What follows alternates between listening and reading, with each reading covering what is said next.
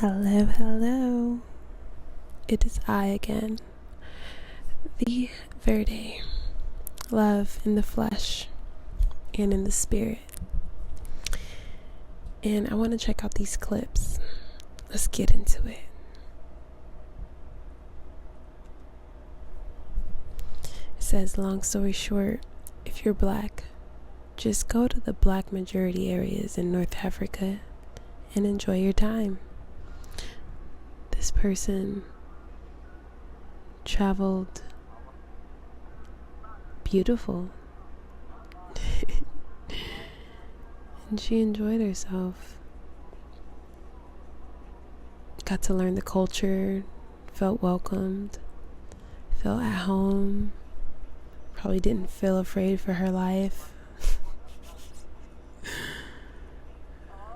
There's a theory. See, that is so important. Just going to a place and feeling welcomed, feeling embraced, feeling like, just not being forced to be too hyper aware and self-conscious. Because I noticed that sometimes when I travel places and I don't look like the people around me, I'm reminded of it. They remind me of it. And so there's just certain environments that you can go in where you just kind of blend in and it's just you become one. There's been a lot of dissonance, more so. Yeah, there's been dissonance.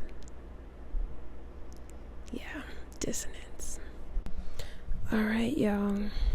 We have to get into it.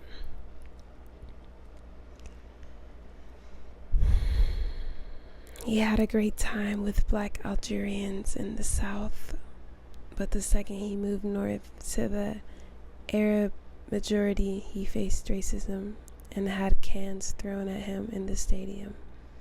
They're never beating the allegations. Dang, I'm sorry. I don't mean to laugh, but I'm American, so I'm not a stranger to colorist antics. I'm not a stranger to blatant having people hate my guts, hate my existence just because of the exterior of my flesh. Just because of what I come from, just because of where I come from. Because we gotta be real.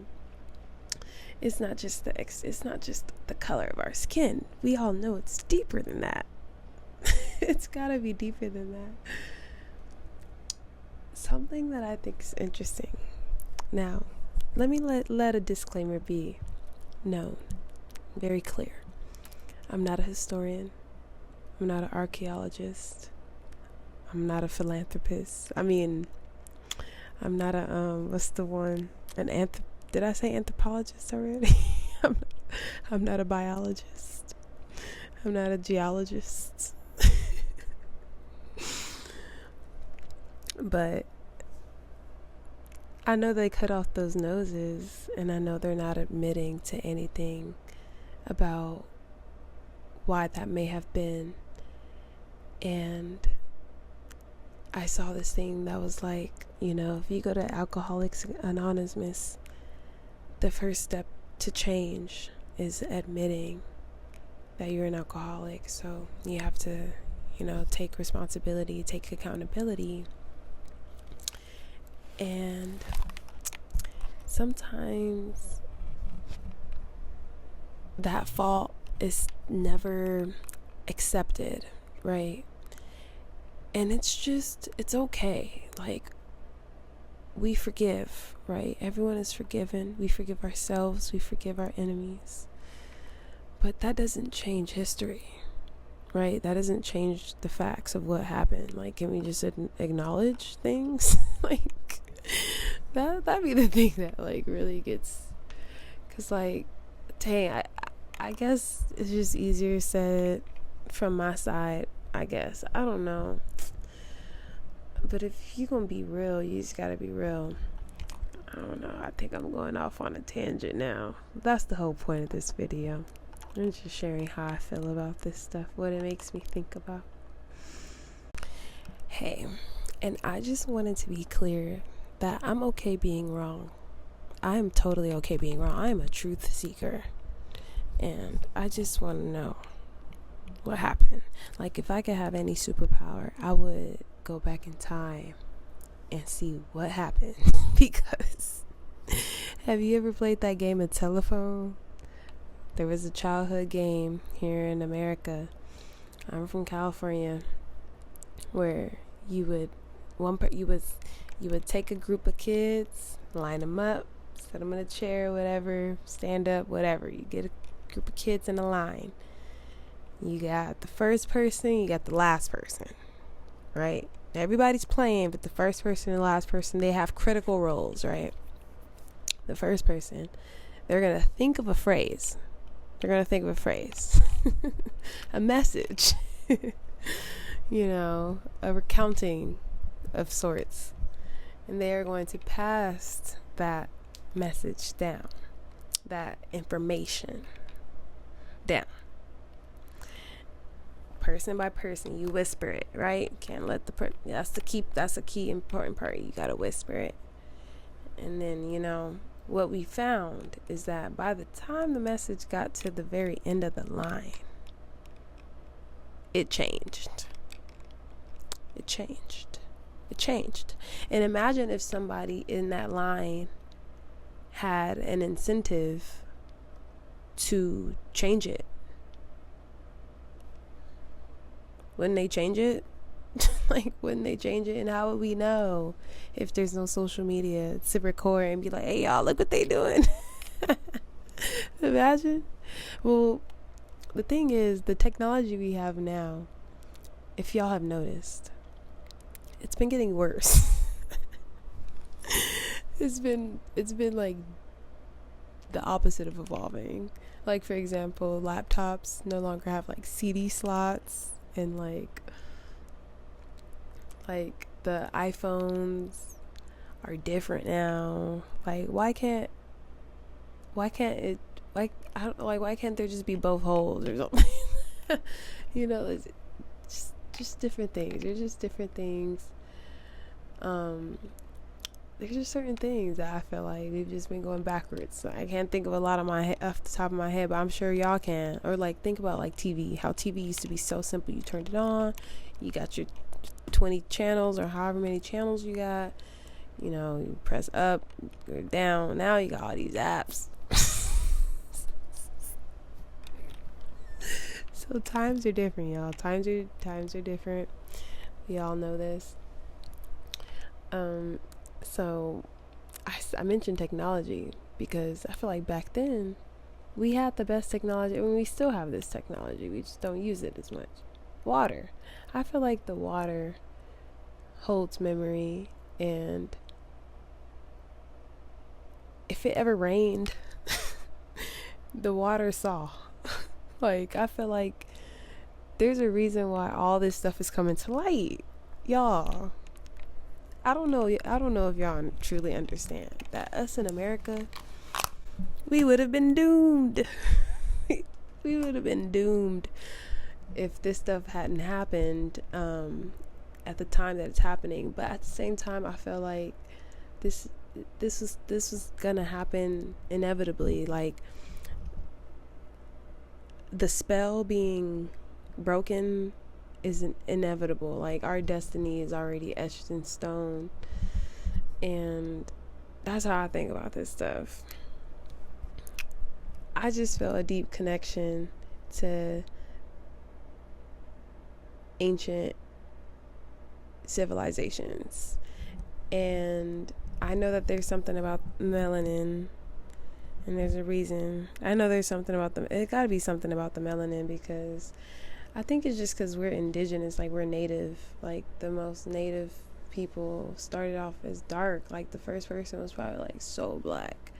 Dang, that's actually very interesting. Do y'all know, was the first recorded like humans, were they like black, like really, really black? Oh my gosh, I'm a product of a defect.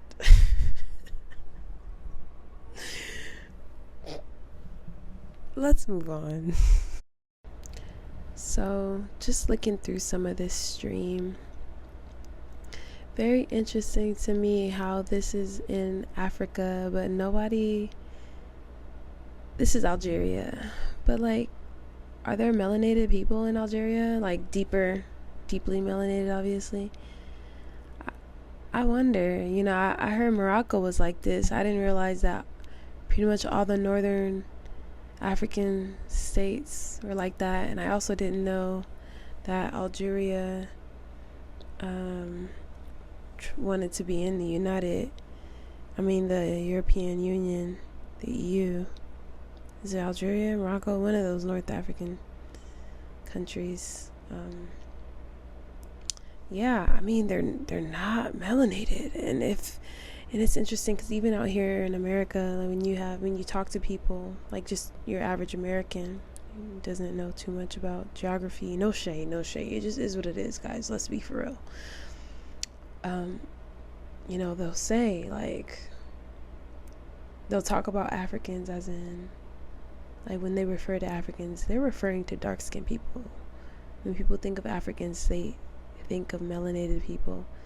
Even when people think of East Africans that might have more of like my skin tone or even lighter, but with different features than, let's say, West Africans. Because sometimes I'll be feeling like that's what it is. When people think African, they think, oh, they have to look like West Africans. They have to look like Central Africans. Or just, just deeply melanated, like the darkest. That's what people think about. And that's why I think it's just something about our melanin. It's not about the continent where you live. It's not about being African or not. It's deeper than the label. It's something that's in our genetic, our DNA, like our makeup, like our spiritual makeup. Because as above, so below, as within, so without. There's a reason why our skin tone can withstand the sun. There's just something about the melanin. That's how I feel. All right, y'all. The last thing I wanted to comment on was this tweet. So right here you see it says, Speed's tour across multiple countries in Africa in the East, West, and South, being all about acceptance, diversity in cultures, and learning, and then the vibe immediately becomes hostile when he got to Egypt/North Africa, and racist online is why that tour is important. They said it's not a coincidence that we're black people are in the minority and violently oppressed and disregarded for centuries, specifically by non-black Arab and Arabized communities, is leaking into that tour and the conversations online. Of course, because everything is a microcosm of the macrocosm. And so there's so much truth to this. That's why when I first made that video about the monks, this stuff is all connected. This stuff is all connected. And so one thing tells you what you need to know about everything. How you do one thing is how you do everything. Of course it's gonna show up. That's so interesting to me. I've never traveled to North Africa myself, but I'm a dark-skinned black person. Like, I've experienced my own share of racism and colorism, like I said, just being in America, being surrounded by a lot of other people who are lighter skinned and who receive more privilege and the ability to social climb, and they are just more access because they're seen as, what's beautiful. Like their hair texture is naturally what's considered beautiful, and that comes with certain perks. So I got kinky hair, I have darker skin, tall, not Western standard conventional type of beauty standards. I understand that I'm skinny, so I have that going for me when it comes to these beauty standards or whatever. But I hear that thicker women are used to be more desirable in certain cultures, certain African cultures. I don't know, maybe I'm making that up, but I feel like I've heard that it was more of a natural thing for men to desire a curvier woman. that's more plus sized. And I feel like when I think of indigenous people, I think of natural. I think of living in harmony with nature. I think of going with nature, moving in alignment with nature. So I think of what's natural. And then I think of this artificial matrix world, and you know who that's associated with, and the lies and the like just making it like making things up. It's interesting, but let's get into some of these comments. So these people are saying, thanks to Speed, the world needed to see the reality of things. Northern Africans don't see themselves as Africans, they see themselves as Arabs, and they hate blacks. I'm happy.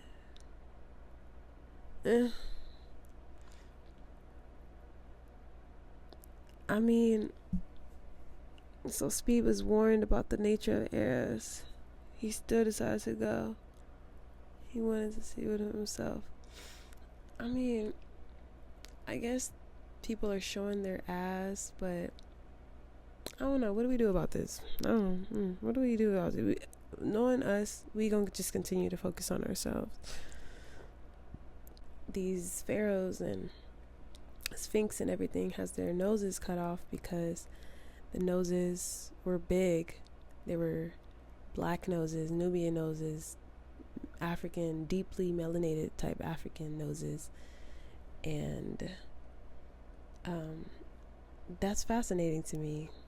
Yeah, that's fascinating to me because, so do you mean to tell me that our artifacts were stolen and our history was completely stolen and rewritten?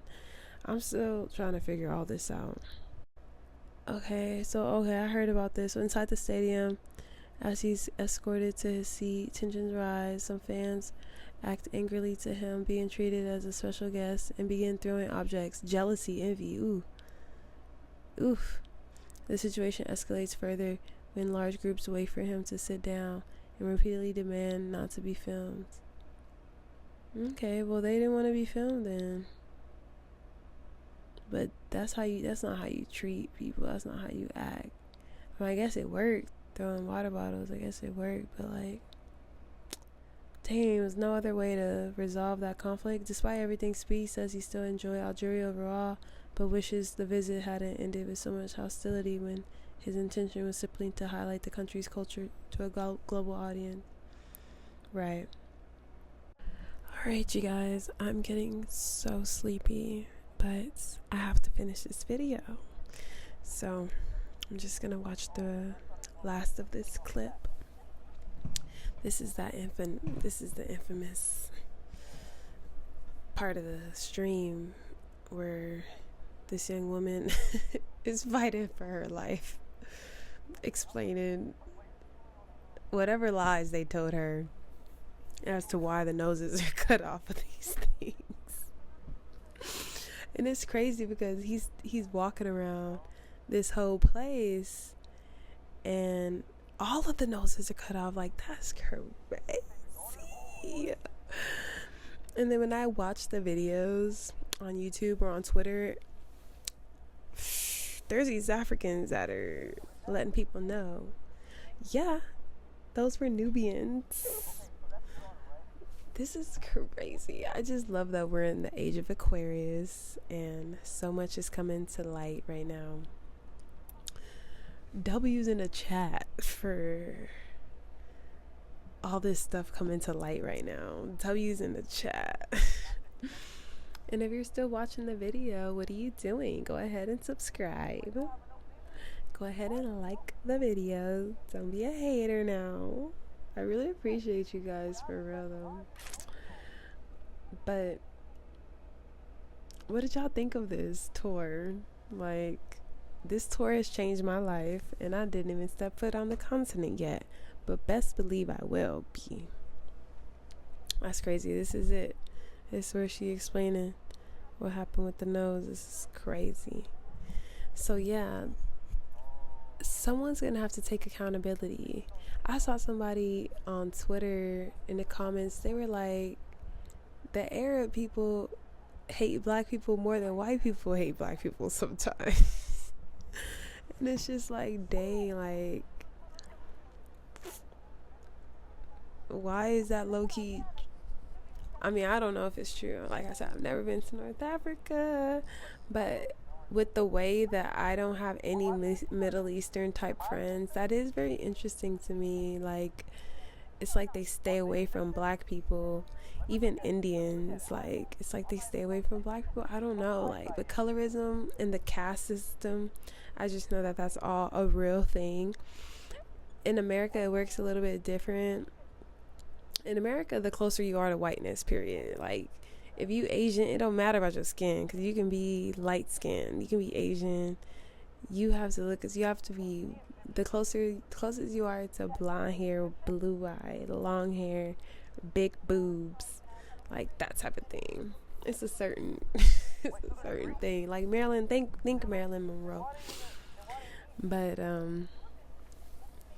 that's America for you, you know. But overall, I've been loving seeing the influence that we have on the world. I think a lot of Black Americans need to know like what influence we have on our cousins, our brothers and sisters on the continent. I think it's beautiful. And just the diaspora in general, like shout out to us all.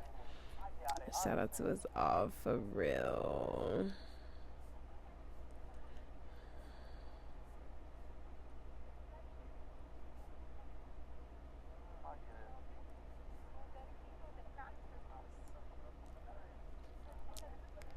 Alright, so I'm just gonna let the stream keep going. Wow, look at that. So like, did they just move these? They just picked these up and moved them? I saw something that was like, they would have took the pyramids, but they was too big. Dang, I'm laughing, but it's actually insanity, because it's just, it just makes me think. There were no cameras. There was no cameras. People was just doing whatever they wanted to. So much injustice, man. So much injustice. Like, I feel it in my bones. But everything shall be made right, I guess. Like, that's natural law and natural order, because you can only do so much. You can only pull the rubber band back so far. Like, the poles will balance themselves out. It's natural law. And look at what's happening. This part was crazy. It was like, stay civilized. Who the civilized ones? He's like, this is not that, this is history. Anyway, guys, thank you so much for watching this video.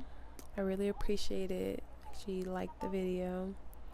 And with that being said, much love, peace, bliss, and abundance, and compassion, and world peace. Alright, guys.